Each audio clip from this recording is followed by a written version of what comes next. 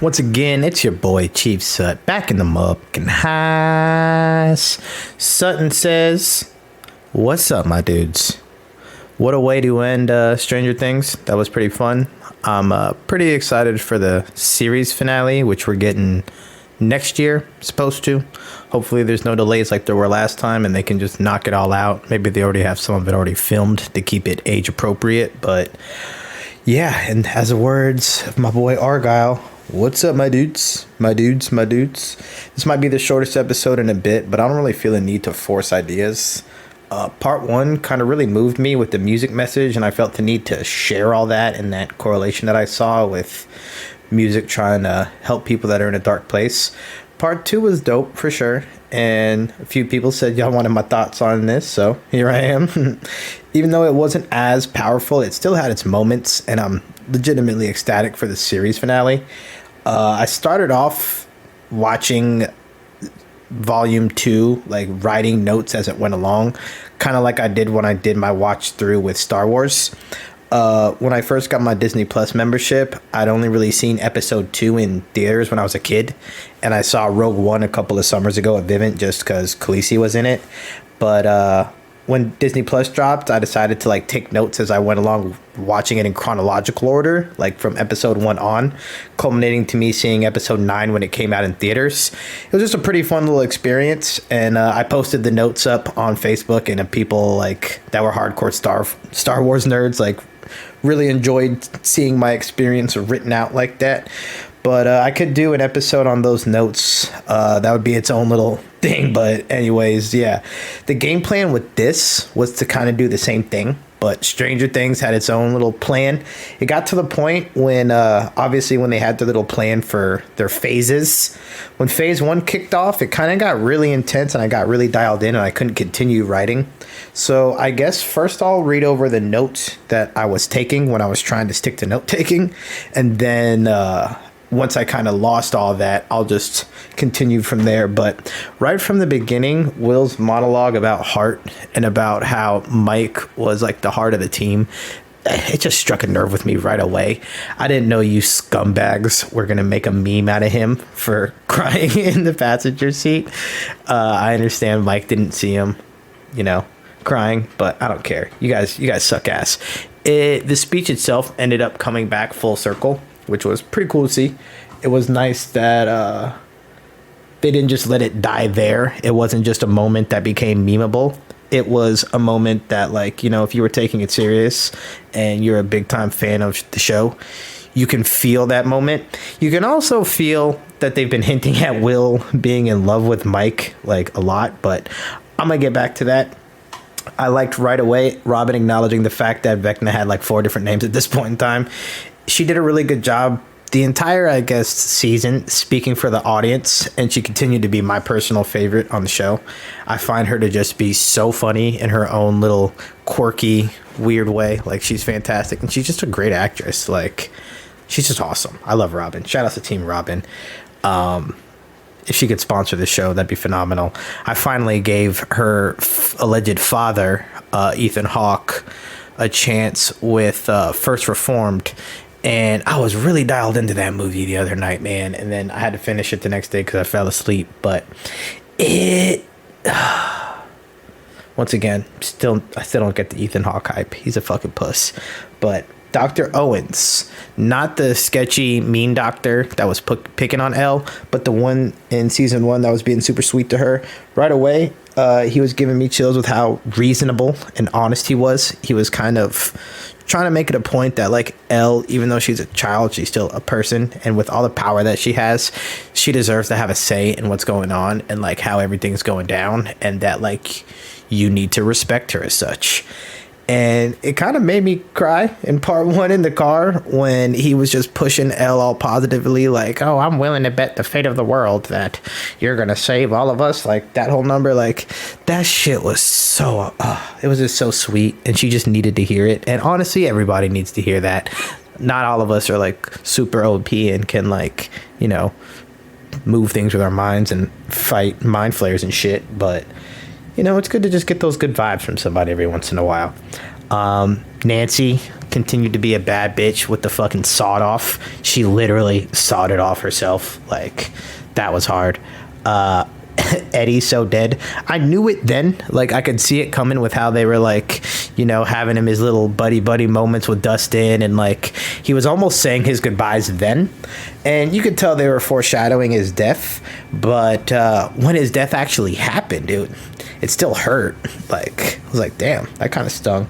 But after the dust settled, I don't think we're done with Eddie. I think since he died in the Upside Down, I think the bat thing, the correlation, he could maybe come back as like a vampire ghoul thing, or like the same way that when is it Henry got sent into the Upside Down, and he didn't really die, even though he was pretty fucked up and took a hard hit. He just like reformed into this monster beast. I think that's might be what they do with Eddie to close the show. Like, he's going to be another foot soldier, but like a super powerful one, like vampire form maybe, or some sort of bat. Maybe he's Batman. I don't know. But at that point early on, I could tell he was going to die. They made it kind of obvious. Like, they weren't doing as much challenging writing at this point because they got most of that out of the way in volume 1, I felt like. But I got full body chills when Elle brought that chopper down. Not only were her powers back, but it felt like they were stronger than they had ever been. And she kind of just she's looking right down the barrel of the gun like, what are you fucking bitch asses gonna do, dude? And she just yeets it. Fucking trazop, drop, we'll see ya. And even when Papa got shot, it kept running. He really proved he was still, at the end of the day, out for himself. Like, I understand maybe he could have tried to shield Elle. Maybe he did the right thing by running away. He kind of made up for it by releasing the collar, like, on his deathbed. But at the end of the day, I just don't fuck with him at all. I don't like the way he looks. I don't like the way he gets down. I don't like the way he fucks with Elle. He definitely pushed Elle to be stronger than she's ever been. But, like, I don't know, man. Sometimes she just, like, wills that out of pure necessity and just gets shit done. But I don't know. Then it got to the point where they were all spread out and working remote. You had Hopper in Russia. You had Elle and all of them. They're like, fuck it, we're just going to do this remote and get me some salt.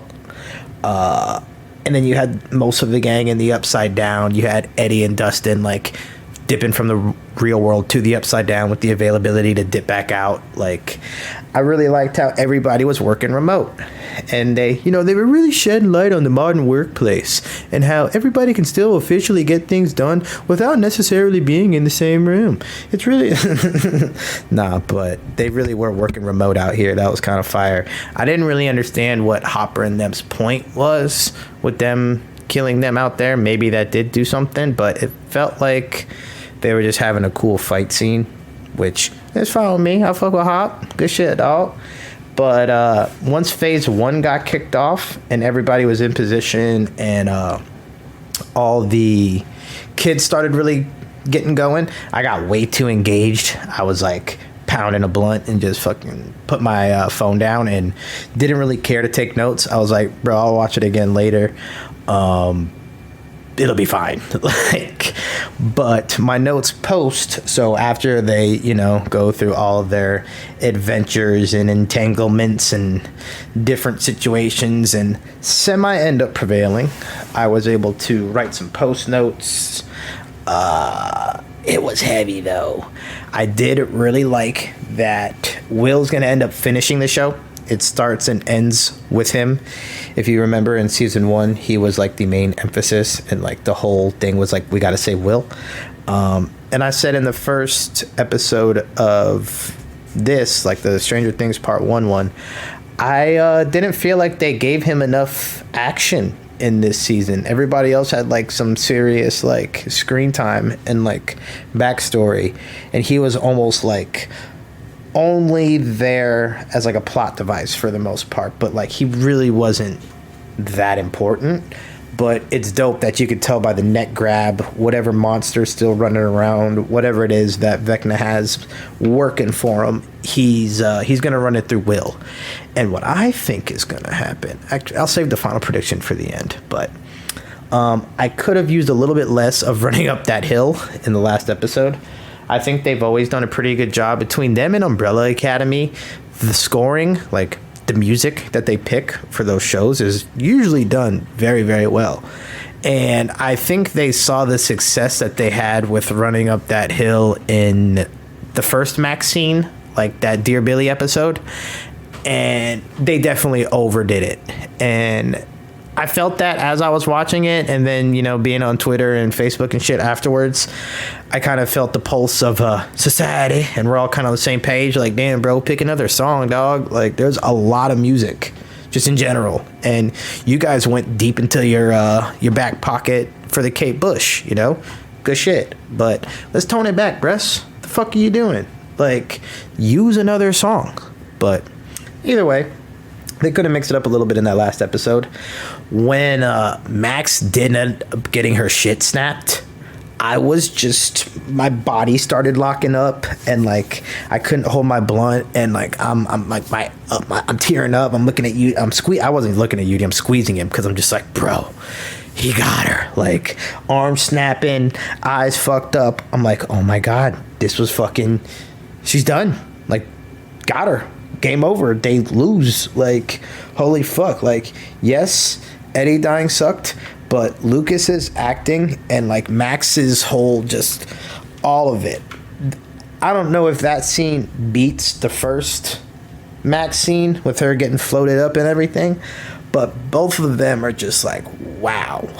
Especially Lucas though, in that second one, like in the finale, that him fucking crying, bugging out, even when he was in the hospital afterwards, that was pretty heavy. But yeah, I was getting chills writing the notes. I'm fucking freaking out just thinking about it. Like, oh, it was just so sad. It was, I guess it was nice that she's in a coma, I guess, but like I was saying, Eddie dying also hurt. Seeing Dustin just like beat up like that, it kind of hurt because you're used to him being so jolly and cheery and like the comic relief, and my boy was hurting. He loved some fucking Eddie. He was on his little crutch doing whatever. He was trying to fucking get there, man, and like that hurt. But I think, once again, since Vecna didn't really die in the Upside Down, Eddie might level up with some crazy sort of powers.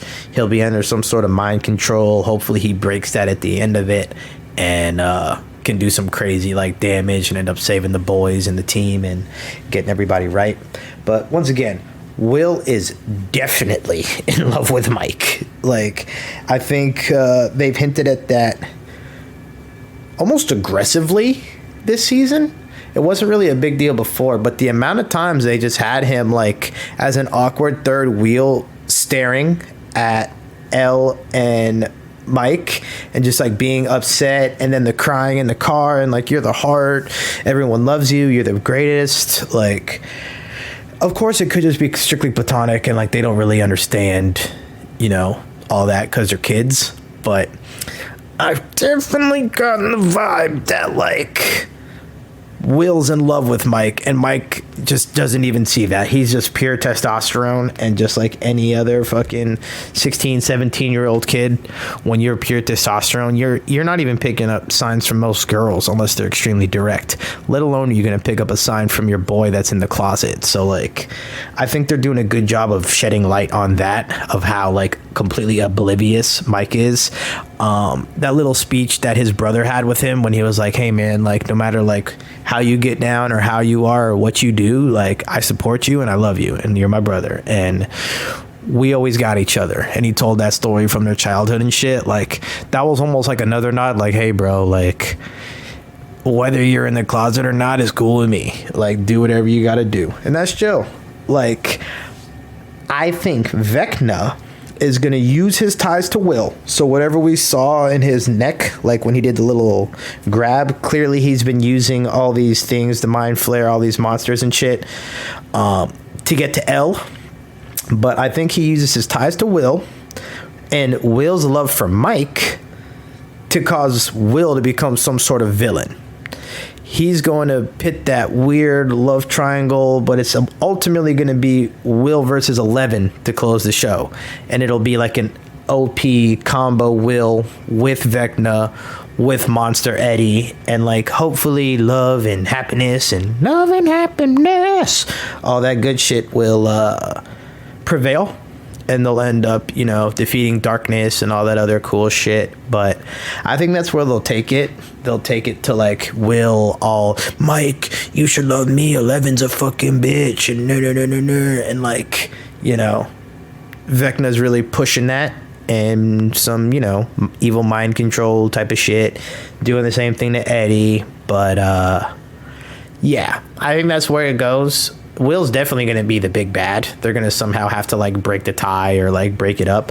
I don't know if they're going to make it like a love triangle thing, but I could see it happening. It might be a little bit of a bold prediction, but I'm going to assume that if that does happen, L's going to win, but who knows? It would be nuts to see, you know, Will and Vecna and Eddie versus 11, you know, win. And L and the gang actually lose for once. But Kyle says it's my inner Game of Thrones fan.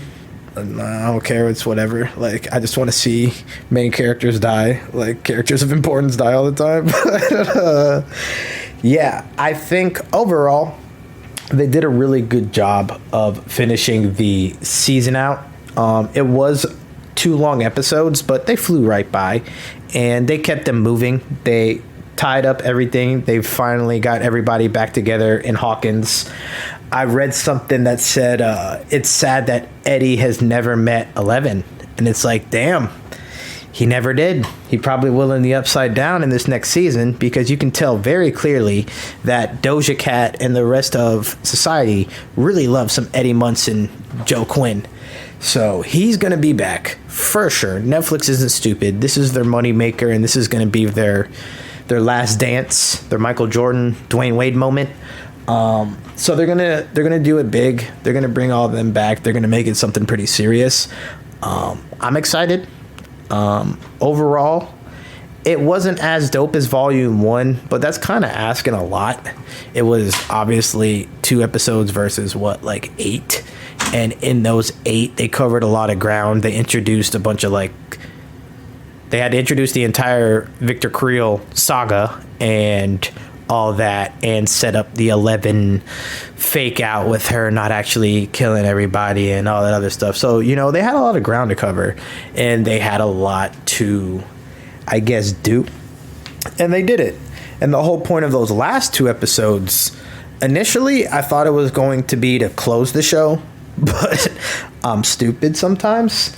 It was actually just to close out that season and clearly set up for season 5, because now we're gonna have like Hawkins split with this big weird like T in the middle of it. I don't really know what the fuck all that's about, but we're gonna have to run that up. Vecna obviously got away. You still got the Mind Flare fucking around, and it seems like there's a wide open portal now. So hopefully they can get some backup. Hopefully they can get more than just Argyle and Robin and Nancy, especially because they don't have Eddie anymore. And yeah, he was kind of like the heart and motivation for a lot of it. He even had to push Steve a couple times. And like Steve started, you know, getting a little down on himself, and Eddie was there like, hey man, like I look up to you, dude. Like it's sick. Like you're a real hero. Like it was awesome. It was also awesome to see Eddie come full circle and like run back. And he was like, damn, bro, I didn't run. Like that was fucking sad. Like, damn, Eddie. No, you didn't, dude. Good fucking shit, bro. Like, fuck. God. Yeah, but that's why it took me a minute to do this one, because it was heavy. I've literally recorded 2 or 3 other episodes since this. I've had this written. It was just like, man, those last what was it, probably 15 minutes from when Vecna actually like started snapping Max and they broke everything up, like from that to the end was so heavy. And when Hopper finally came back to 11, she was like, I kept the door cracked open 6 inches like you wanted. I'm just like, oh, fuck. I love that little fucking angel. I love Hop. I'm rooting for him. I hope they don't die. But actually, I hope Hopper meets Angela, and maybe she can introduce her parents to Hop. And 11 can explain to all of them what she did in class and what she thought was so fucking funny. Because I hate that bitch, dude. But either way, that was a little quickie for you. The next episode up is a very fun episode that I filmed earlier with Young Mudo. It is another edition of the Local DJ series, I guess, where we talk about DJ stuff, music stuff, coming up for up-and-coming DJs and local shit, that whole funny business. And then I'm doing a edition of Come-Ups, where I'm just going to talk about, you know, how somebody came up. And that episode's going to be with Blunts and Blondes. If you're not familiar, he is one of the biggest dubstep DJs in the earth, like Planet Earth 616. So that'll be a fun episode talking about how he got after it and how he leveled up. But hope you enjoyed this one. The MCU one is out now with Kyle. That was my first one with a guest. If you guys like the guests, let me know. If you guys want to see more guests, less guests, more me, less me, more of a topic, let me know in the reviews and the comments. Social media, I'm at Chief Sut, ChiefSutt, on literally everything. Instagram, Twitter, TikTok, SoundCloud, Mixcloud if you want to listen to some mixes, Spotify, all of that shit, all of that. So, yeah. Once again, no sponsors. If you got some money, you want to holler at your koala, we can get these GoPros. I can do a little bit more. Let me know. But either which way, I appreciate all of y'all's. Peace.